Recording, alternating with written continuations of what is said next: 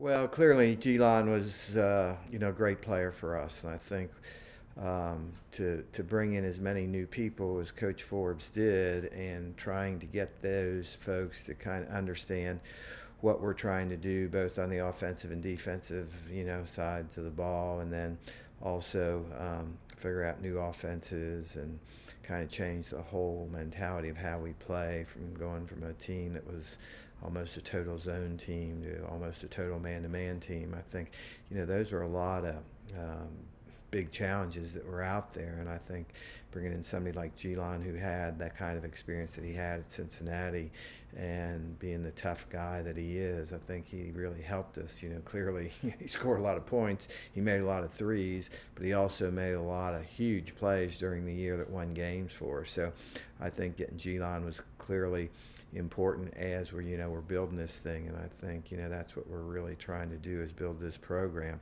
And I think Coach Forbes this year really set the foundation to get something special going. And while guys like Gelon and Deuce are both going to be gone as 1 year guys, I think they both were really important to kind of build. When I always talk about culture, but I think they were really important with that, because they really bought in. And I think when some of your better players buy in, then everybody tends to do that. So I think Gelon and Deuce, while they were both fifth-year guys, they were both really important. Plus, it's really important, I think, to kind of develop that winning attitude, that we're going to figure out how to win at the end of the games. And it was amazing how many games we won right at the end because we had that winning attitude. And, I think Coach Forbes and I have talked, there were so many games where a lot of teams wouldn't have had the mental toughness to persevere through some tough issues. But, this team never gave up. They fought, they figured out ways to get things done, whether it was getting into the press, whether it was making a shot, whether it was making free throws. So I think Deuce and Gelon were very important from that standpoint. And then, of course, the other guys, this was a tremendous year. When you think about, what we had coming back, first of all, Lester was coming off that surgery and really didn't get to be full speed till after Christmas. So, I guess he was probably our leading returning scorer, and clearly, one of the great three-point shooters that have ever played here. So I think eventually getting him ready to play was important. But then about the time we got him ready to play, AJ, tore ligaments in his thumb, and he was out for most of the year. So I think for a team to be able to overcome those kind of things, plus, like I said, bringing in 10 new players, getting them all to kind of fit together and, kind of sacrifice their own personal statistics for the good of the team is always a big challenge, like I said, on it, but also putting in whole new systems and figuring out how to do it. I think last night everybody saw Villanova win the national championship, but Villanova's been around a long time. Jay Wright's been at Villanova a long time. Villanova clearly has a very a very decided way that they play the game. You can tell the way he recruits, you can tell the way the players play the game. There are certain things that they do, and they're going to do it every day, and they're going to all buy in, and they're all going to be part of it. So I think for us, with Coach Forbes in his first year, to have as much success as he did and get those guys to buy in. But I think now, he's kind of established the mindset, the mentality, what's to be expected and how we're going to play the game. So I think, this was an important year, and to win 24 games, that's the third most in the school history. That really speaks volumes for where this program's going. And I think, Coach Ford's made a lot of good decisions. Clearly, at the beginning of the season, I think one of the things that we thought that, Gelon Gwynn would be a point guard, and I think after 5 or 6 or 7 games, I think Coach Forbes figured out that he'd probably be better off playing off the ball a little bit because he's such a good scorer and shooter. And then that gave, Petey and DeSante more time at the point, and I think that was really important for the future. Of course, Petey, had been a senior and played a lot of minutes in his career, but I think giving DeSante the ball for a lot of the game and important pieces of the game, his development really just skyrocketed. He got to be one of the best players in the conference the last 10 or 12 games. I think, it was pretty clear that, when he decided he could take it to the goal, he was pretty much going to get to the basket. And then I think that really is helpful for next year. Have a guy that we can really rely on to come and play the point and run the offense. Is very, very important.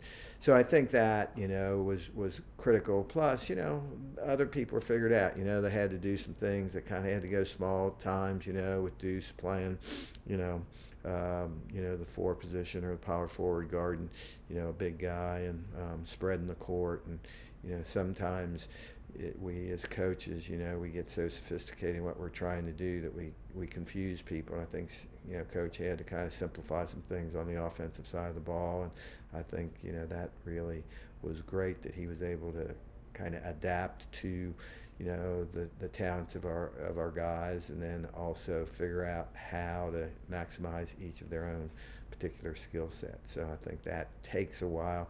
And while, we have good players, and I think initially people were excited about, the skill level and the athleticism, the reality of it is you can have good players, you can have, skilled guys, you can have athletic guys, but until they kind of all figure it out and play together and work within a structure and a system, you're not going to be very successful. And I think that, it was amazing what, Coach Forbes was able to do the last 2 months of the season.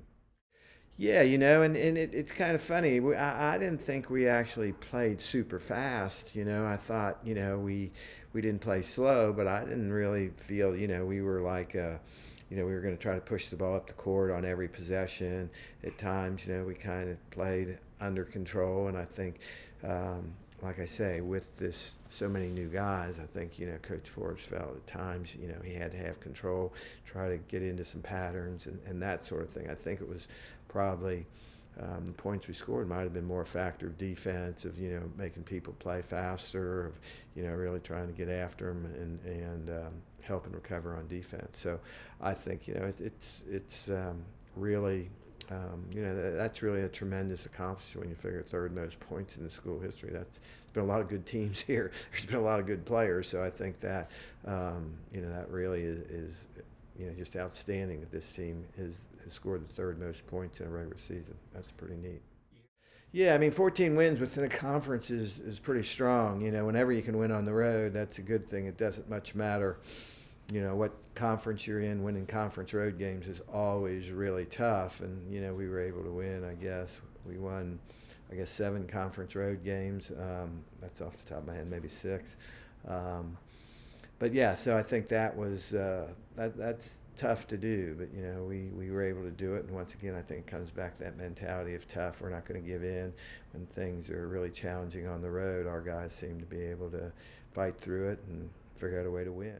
Yeah, that it seemed like the season took a long time, and I guess it did because we did play so late into the year. I personally think, we deserve to at least be in the NIT.